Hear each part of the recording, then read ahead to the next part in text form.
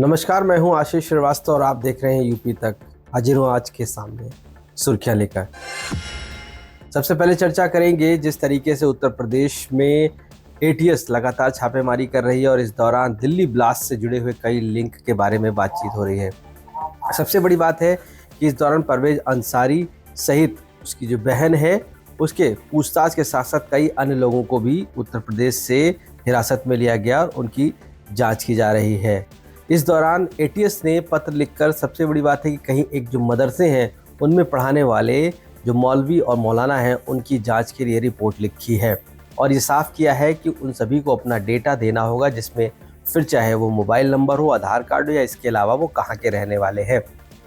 ATS एजेंसियों ने ये भी जानकारी की है कि इंटीग्रल यूनिवर्सिटी में पढ़ाने वाले प्रोफेसर जो कि जम्मू कश्मीर से हैं या जो बच्चे जो जम्मू कश्मीर से हैं उनका लिंक कहाँ से है और वो डॉक्टर परवेज अंसारी के संपर्क में कैसे आए थे, उनकी भी पूरी जानकारी अब एजेंसियों को देनी होगी। जिसके बाद से ही अब लगातार एटीएस पूरे मामले पर अलर्ट है और कहीं ना कहीं ऐसे लोगों की जांच की जा रही है जो भी दिल्ली ब्लास्ट के कनेक्शंस में आए हैं। इसमें फिर चाहे वो मदरसों में पढ़ाने वाले मौलाना हो या इसके अलावा उनकी कहाँ से उनका ओरिजिन है, हर उस चीज़ की जानकारी अब एटीएस ले रही है और उसको लेकर लगातार जानकारी की जा रही है। इंटीग्रल यूनिवर्सिटी के साथ साथ में एरा मेडिकल यूनिवर्सिटी जहाँ पर परवेज अंसारी ने एमबीबीएस किया था, वहाँ से भी कई डॉक्टरों को हिरासत में लिया गया है और उनसे भी पूछताछ की जा रही है कि आखिर डॉक्टर परवेज अंसारी के साथ उनका संबंध कैसा था और किस तरीके से उसने उनसे बातचीत की, क्योंकि कई जो डॉक्टर्स हैं वो कानपुर में मेडिकल कॉलेज में परवेज अंसारी के साथ थे। इस बीच एटीएस कई इनपुट्स पर काम कर रही है और लगातार ऐसे लोगों की रिपोर्ट बनाकर अब सीधे उच्च अधिकारियों तक और सरकार को दी जा रही है। अगली खबर की तरफ बढ़ेंगे। उत्तर प्रदेश की राजधानी लखनऊ में अब बांग्लादेशियों को सर्च करने का अभियान शुरू हो गया और यह अभियान नगर निगम ने शुरू किया, जिसमें लखनऊ की मेयर सुषमा खरगवाल ने खुद जाकर उन रोहिंग्या और बांग्लादेशियों की आइडेंटिटी को चेक कर रहे हैं कि आखिर वो रहने वाले कहाँ के हैं, क्योंकि जिस तरीके से माना जा रहा है कि यहाँ पर जो काम करने वाले हैं वो मैक्सिमम लोग रोहिंग्या, असमिया या बांग्लादेशी हैं जिन्हों अपनी आइडेंटिटी को छुपा कर रखते हैं और इसके साथ साथ वह यहाँ पर कई तरीके की क्रिमिनल घटनाओं में संलिप्त रहते हैं। इसके बाद इस तरीके की एक ड्राइव शुरू की गई है जिसको मेयर सुषमा खरगवाल ने ही शुरू किया है। कल वो कई नगर निगम में काम करने वाले कर्मचारियों के पास पहुंची और जहां पर उन्होंने कई तरीके के लोगों से जांच की, छानबीन की और आज वो कई झुग्गी झोपड़ियों में भी पहुंचेंगी जहां पर वह लोगों से छानबीन कर जांच करेगी।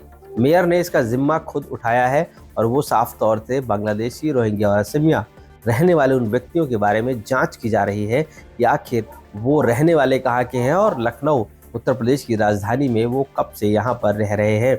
इन सभी को लेकर एक विस्तृत रिपोर्ट भी बनाई जा रही है, क्योंकि जिस तरीके से माना गया है कि जो क्राइम हो रहे हैं उसमें सबसे ज़्यादा संलिप्तता जो है वो बांग्लादेशी, असम और वहाँ के रहने वाले लोगों द्वारा किया जा रहा है। जिसके बाद अब नगर निगम इन सभी को एक लिस्ट बनाने के बाद उनको वापस भेजने की प्रक्रिया भी शुरू करेगा, जिसका बीड़ा यहाँ की मेयर ने खुद उठाया हुआ है। अधिकारियों के साथ वो लगातार चेकिंग अभियान पर हैं और चेक कर रही हैं। इससे माना जा रहा है कि साफ तौर से कहीं ना कहीं बांग्लादेशियों के खिलाफ एक स्पेशल ड्राइव उत्तर प्रदेश में चलाई जा रही है, जिसको लेकर मेयर सुषमा खरगवाल सहित नगर निगम के सभी कर्मचारी लगे हुए हैं। अगली खबर की तरफ बढ़ेंगे, वो है होमगार्ड से जुड़ी हुई ये खुशखबरी उन युवाओं के लिए है जो होमगार्ड भर्ती है। उत्तर प्रदेश में 41,000 से ऊपर पद आ गए हैं और ऐसे में लखनऊ, कानपुर, प्रयागराज, आगरा जैसी जगह भर्ती होगी, जहां पर इन युवाओं को 41,000 ये पद है, जिसमें 20% महिलाओं के लिए आरक्षित पद है और ऐसे में इन सभी जगह भर्ती की जाएगी। जो भी एनसीसी कैडेट हैं या जिन्होंने सोशल वर्क किया है उनके लिए छूट प्रदान की जाएगी। इसके साथ साथ 100 नंबर का एक मार्किंग होगा, ओमार शीट होगी जिसमें 25 मार्क्स लाना अनिवार्य होंगे और सबसे बड़ी बात है इसमें दौड़ होगी। तकरीबन 28 मिनट में 4.5 किलोमीटर की ये दौड़ होगी और इसके साथ साथ महिलाओं के लिए भी दौड़ होगी जो कि इसमें पार्टिसिपेट करेंगे, उनको इसमें सफल घोषित किया जाएगा। काफ़ी समय बाद उत्तर प्रदेश में होमगार्ड की एक बड़ी भर्ती निकली है, जिसको लेकर जो युवा तैयारी कर रहे हैं वो इसके जरिए इसमें भर्ती ले सकते हैं। इसकी तैयारियों को लेकर भी नोटिफिकेशन जारी कर दिया गया है और अब लोगों से इस फॉर्म को भरने की तारीख भी दे दी गई है। इस महीने की दिसंबर तक इसको भरना है और सारे फॉर्म डिपॉजिट करने हैं। इसको लेकर युवाओं में जोश है, क्योंकि जिस तरीके से 41,000 से ऊपर की ये भर्ती है, माना जा रहा है कि ये भर्ती बहुत महत्वपूर्ण है, जिसमें कई युवा जो प्रयागराज, लखनऊ, आगरा, कानपुर जैसी जगह में भर्ती होना चाहते हैं, वो इसके जरिए इसमें भर्ती हो सकते हैं। अगली खबर की तरफ बढ़ेंगे। उत्तर प्रदेश में जिस तरीके से पीडीए समाजवादी पार्टी लेकर आई है और कहीं ना कहीं पिछड़ा, दलित, आदिवासी और अल्पसंख्यक की बात करती है, बिहार के जो नतीजे रहे हैं उससे बीजेपी काफ़ी उत्साहित है और ऐसे में वहाँ पर वुमेन यानी कि जो महिला और यूथ को मिलाकर पीडीए का जवाब दिया गया, क्योंकि माना गया बिहार में बीजेपी द्वारा जातिगत जो राजनीति है वो वहाँ पर काम नहीं की है, जातिगत जो वोट है वो काम नहीं किया है। इसलिए अब वुमेन और यूथ को जोड़कर एक नया समीकरण तैयार किया जा रहा है, जो कि माना जा रहा है कि वो पीडीए की काट है। अब ऐसे में उत्तर प्रदेश में पिछड़ा, दलित, आदिवासी और अल्पसंख्यक के सामने अब बीजेपी अपना वुमेन और यूथ का कार्ड ये खेलने जा रही है, और जिससे कि कई जो महिलाएं हैं और युवा हैं वो पार्टी से जोड़कर इस पीडीए का जवाब देंगे। 2027 में उत्तर प्रदेश में चुनाव है और ऐसे में माना जा रहा है कि ये कार्ड कहीं ना कहीं पीडीए की कार्ड साबित होगा। हालांकि ये देखने वाली बात होगी कि उत्तर प्रदेश में होने वाले 2027 के चुनाव में ये कितना कारगर साबित होगा, लेकिन कहीं ना कहीं बीजेपी इसको एक ट्रम्प कार्ड की तरफ प्रयोग कर रही है और उत्तर प्रदेश में बीजेपी महिलाओं और युवाओं को एकजुट करके अब पिछड़ा, दलित, आदिवासी और अल्पसंख्यक के सामने एक मिसाल पेश कर रही है। तो आज के लिए इतनी ही खबरें और आप लगातार देखते रहिए यूपी तक। मुझे इजाज़त दीजिए, नमस्कार।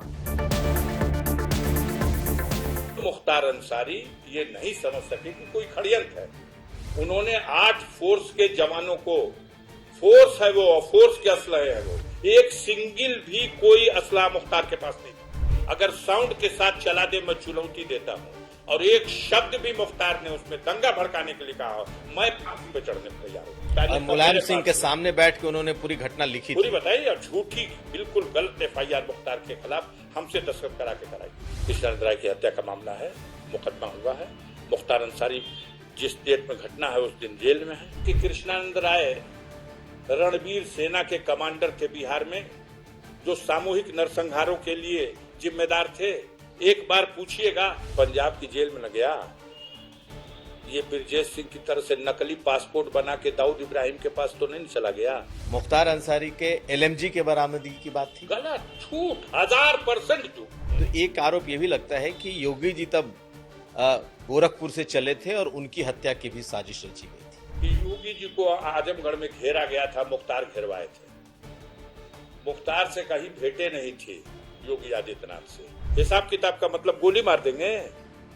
जो खड़े इंटरव्यू में बैठ करके धमकी दे रहा है अफजाल अंसारी को, उसको आप महिमा मंडप कर रहे हैं। अब ये चुनाव में 5 मीटिंग किए थे योगी जी, अब 5 क्षेत्रवा में हरा दिया है। मुलाकात का पहला लफ्ज यही था कि भैया ने हमको, इन लोगों ने जहर खिला दिया। आप क्या समझते हैं नतमस्तक हूं? तो इस गलतफहमी में कोई मत रहे, नतमस्तक नहीं। हमारे घर की बेटियां पहली बार सड़क पे उतरी हैं, गांवों में गई हैं, बस्तियों में गई हैं, गलियों में दरवाजे दरवाजे जाके, हर कौम जात के दरवाजे पे। माननीय नेताजी की मैं दिल से कदर करता हूं, वो मेरे बाप तमाम थे, मेरे इस घर पे आ चुके हैं। तमन्ना है, एक हसरत है कि वो मौका आ जाए जब उत्तर प्रदेश में सरकार का परिवर्तन हो और माननीय अखिलेश यादव के नेतृत्व में उत्तर प्रदेश में सरकार बने, और इसके लिए सब कुछ निछावर करने को तैयार है। आज जिनको इस्तेमाल कर रहे हैं योगी जी, जितने भी इस्तेमाल कर रहे हैं, अगर सत्ता परिवर्तन हो जाए तो कई चीन चले जाएंगे।